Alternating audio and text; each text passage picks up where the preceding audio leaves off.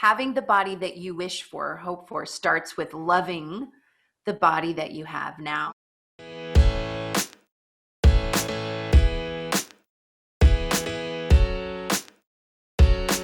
As a young girl, I was at 6 years old. I remember telling my mom I wanted to be three things. I definitely wanted to be a physician. I also wanted to be a nun, and I wanted to be a ballerina. Well, I always joke and say I became a doctor by default. So not cut out to be a nun or a ballerina, but here we are, and really a pleasure to bring back to the show, Jeniffer. Hi, Jeniffer.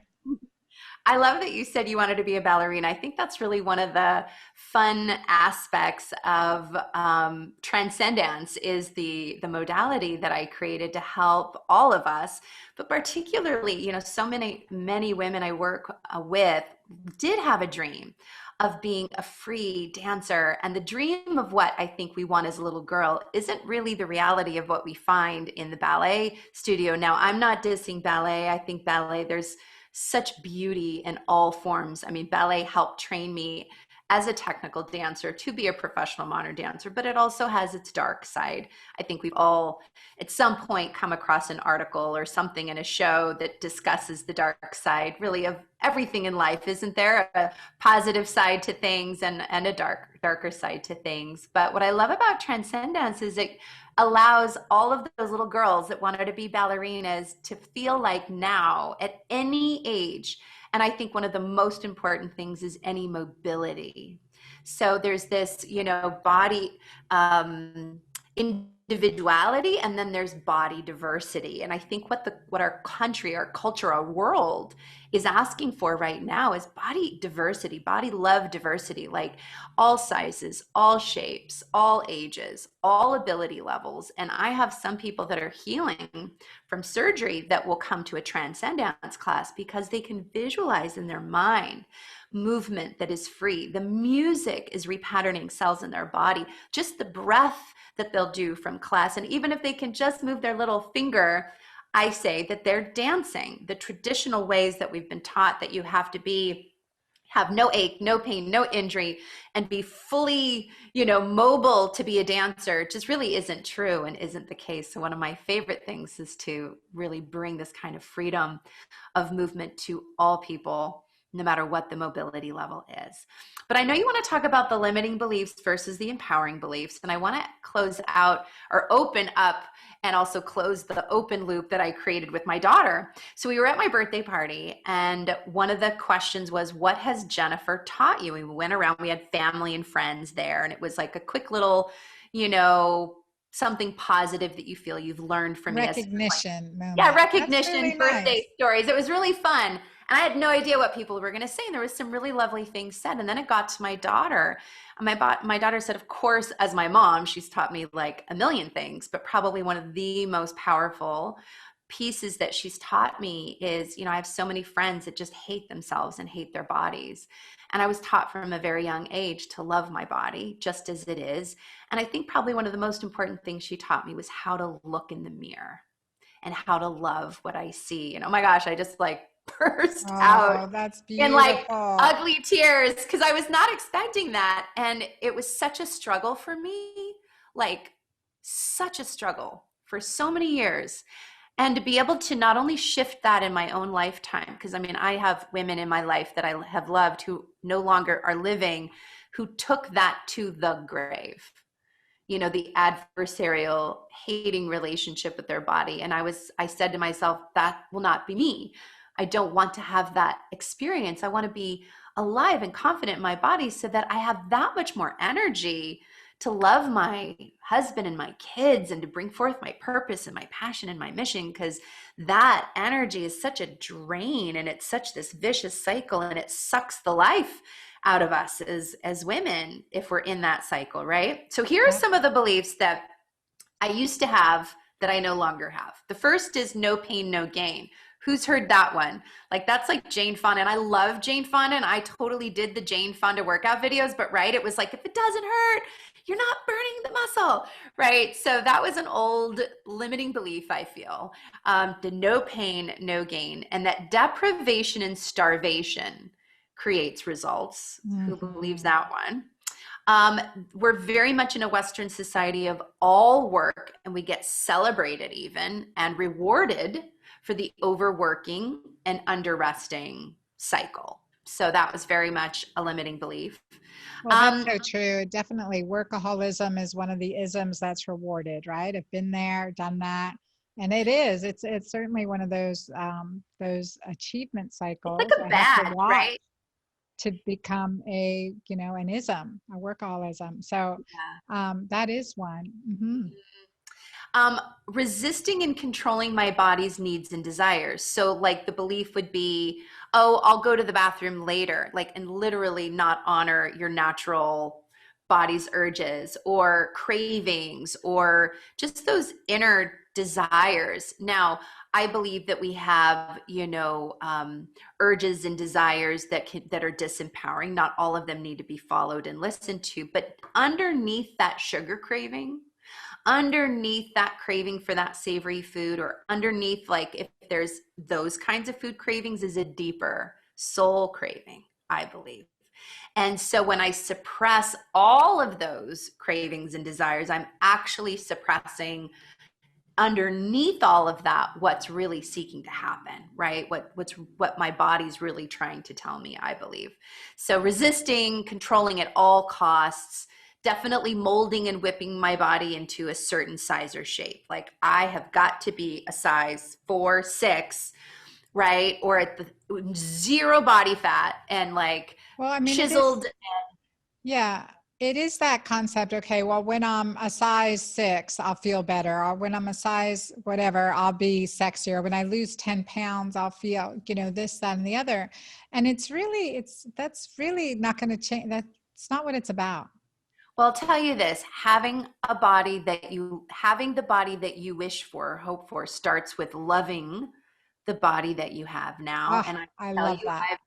I've been there. I starved myself to a size 4, about 10% body fat as a professional dancer. And the way I was in relationship with my body, I was totally miserable.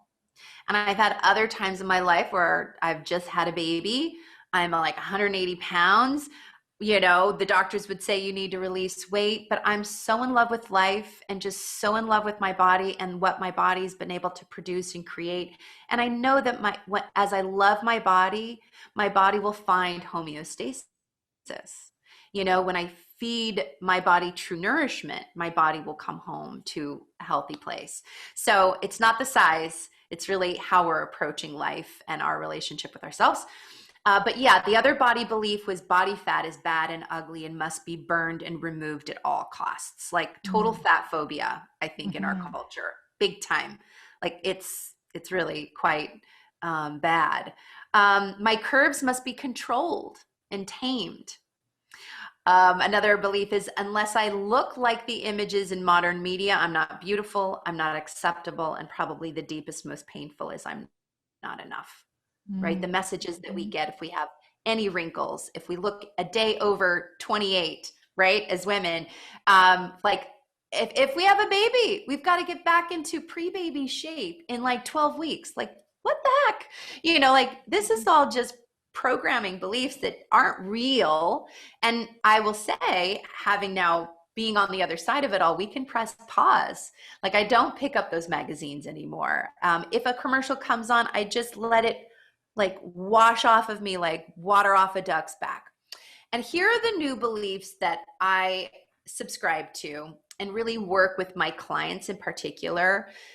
Because again, you can be all different sizes and shapes, and you can have all different health challenges or non-challenges, but the underlying beliefs, you talked about your client that was sabotaging her experience with the healthy eating, right?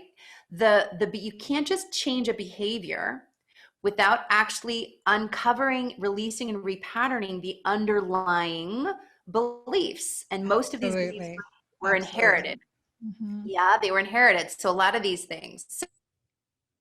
So the first is that pleasure, movement, fitness, well-being, and radiance is my birthright. It's our birthright to feel really amazing in our skin, So say that regardless of again. size and shape and all Pleasure, that stuff. fitness, movement, Pleasure, radiant. well-being and radiance is my birthright. And you can plug in whatever words work for you. Is it happiness? Is it, Mhm. just even eating healthy? It's my birthright. It is our birthright, no matter what the circumstances or how long it's been that way. And I know you've seen clients completely transform their health, and so have I. I mean, women that had chronic health issues or chronic weight issues or chronic inner critic issues begin to do this deeper work and just see complete transformation, no matter what the expert said, right? No Mhm. matter what the expert said. So, um, the other one that really works with the overworking paradigm is fulfilling work, which is an important qualifier, fulfilling work, Yes. and regular renewal. So it's the combination of both creates optimal well-being for me. Because even if I overwork in my fulfilling work and I Yeah, don't practice regular renewal, I'll get burned out. So it's the absolutely. combination of both. Hmm. Yeah, Um, that's a good point to bring that up. And I like that combination of fulfilling work. What joy do we get from it? I go for a walk here on the Katy Trail in Dallas, and I'd met this beautiful woman in yoga class, Tammy, and she volunteers at one of these Big Brothers Bridges. It's called Bridges Recovery, and does the soup kitchen on Wednesdays. And sometimes she loves it, thrives at it, but sometimes she's doing it too often, and she recognizes she's got to back out. Right, that's part of that renewal. And I know many of our listeners are such givers and helpers, and that we tend to go that way. But that yin and yang, getting that, recognizing that time to pause as well is part of the yeah. practice. Well, how do you do that, right? So here's what's so important was and that she was doing, but is a new empowering belief that very few of us were taught, which is to honor and trust your body's deeper inner wisdom. Most of us were taught the body's something to control and ignore and mold and just like control. What I learned through the mind body spirit connection, and particularly in some of the conscious dance practices and mentors I've worked with, is my body is totally wired for health. It is constantly seeking my renewal and my health. It's working tirelessly. I just tend to get in its way or ignore it. And what I think you were sharing with, I love this story, is even though it's an empowering, beautiful thing that she's working in the soup kitchen, her body probably started to symptomize in one way or another and tell her it's just too much. Too much of a good thing is still Too much. distressful Hmm. on the body. Yeah. So really honoring the body's wisdom and listening, and then not just listening, but responding is Mm. such an important changing some of what's going on. And it's daily. That's the thing, right? How I felt yesterday was yesterday's day. How am I feeling today? What's going to create the most vitality and radiance for me today with what's going on in my life today is so key. Yes, I agree with that. So these are part of the freedom practices, right? You call them your body freedom empowerment beliefs. Mm-hmm. Mm-hmm. Hmm. Yeah. There's a few more if you want me to Sure. Yeah. Give us a couple continue more. these. Okay. So the other is that as I love my body, I trust my body to find a healthy size and shape. This one is That's a like good one. So totally good. outside of our normal programming. But I Hmm. will tell you, I've had so many clients finally get into more loving connection with their relationship or leave the abusive relationship or get on their right vocational path and leave a really stressful work that they were doing. And all of a sudden, their body releases 20 pounds overnight Yes. because they were in distress mode, right? Or they just stop controlling everything so heavily and they focus less on what they can't have and more on what is nourishing.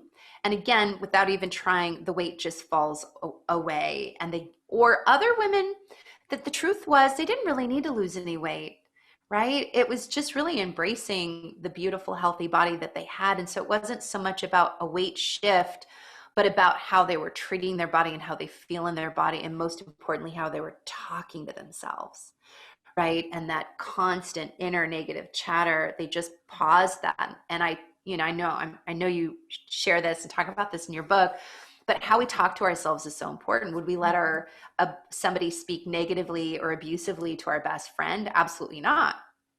We would say, whoa, whoa, So true. whoa. I always say, get that nasty bitch off your shoulder. You can't do it. Be your own, convert that into being your own coach. What would you tell someone you really care about, or someone, your best friend's daughter? What would you tell her? And I think that's that piece that, I mean, we can't say it enough. It has to become, we have to embody that practice and discipline and a practice. Yeah, my favorite affirmation for that. And you just want to say it even if you don't fully believe it yet, because I know for some of my clients, it feels like climbing Mount Everest to think that they could ever love and accept themselves. I know there may be some listeners that may not feel this way or understand, but I will tell you there are lots and lots of people, particularly women, who it's so programmed in that it feels like a long shot or a moonshot dream to just Hmm. feel good about themselves. So here's the affirmation: my body is beautiful, and I am fully celebrated and accepted just the way I am. And it starts with ourselves, because there will always be somebody around us saying, no, no, no, no. In order for me to celebrate you, you've got to look the way the media is telling me you need to look. And it took some time. This did not happen for me overnight, where I was able just to pause, putting my own personal approval on the altar, or how good I feel about myself on the altar of the opinion and approval of anyone else, like literally anybody else. And what is my new paradigm? You know, at what point am I going to let myself feel good enough? Feel beautiful, feel successful. I have so many clients who are waiting to launch their program or create that big thing until they lose those last 10 pounds, or get back out in the game and date, or feel sexy in the bedroom. I just had a class this last week where one of my clients is 40 pounds overweight. And she says, when I look at myself in the mirror, I just feel like a blob. And I said, the only reason why you feel that way is because you're measuring yourself, you're comparing and measuring yourself against a standard. Where did you learn that standard? It wasn't as kids. Little kids look at people and they don't know anything other than just what they see. They're not taught until somebody says, oh, that person's fat, that person's skinny, and then they don't put a meaning on it until they're taught what it means. How do I know this? I've studied actually indigenous cultures. There are African cultures where the women are fed and plumped up and their fat is massaged, and that is the sign of optimal beauty and health, right? Is to be plump, and we would call it way overweight and fat, but in their culture, like it's cultural, right? It's not fun. I think it's so fascinating, just where we get these beliefs. So we want to start with just, what if you could be okay just as you are? And the more you feel okay as you are, actually that will lead to healthier habits, and the healthier habits that are created leads to a healthier result, healthier weight, healthier life, all the things that we're seeking. It all comes together, right? It all comes together when we do it this way. And, and as we practice it, those around us will practice it, and I think that's really important, especially as a mom of 4 daughters. And, just recognizing, what I'm doing, how, I'm looking in the mirror, what I'm saying is affecting her, all of them as well, especially the weest one, the 13-year-old who's now living with me, becoming a teenager, and her body just starting to shift, and all of the things that she's noticing. And I think that's really always important. And it's something I noticed energetically through my own transformation and journey, is that as I focused on my health and those priorities, and that going easier on myself, taking a little ease and taking some of the pressure off, right? that it took the pressure off of those around me, and it created more ease in those around me. So Jennifer, I want to thank you so much for sharing your story today. And I would just ask you, if I know you have so much wisdom, and we have hundreds of thousands of people listening to this program from, all over at many ages. What is one last closing thought that you would like to share with them? Hmm.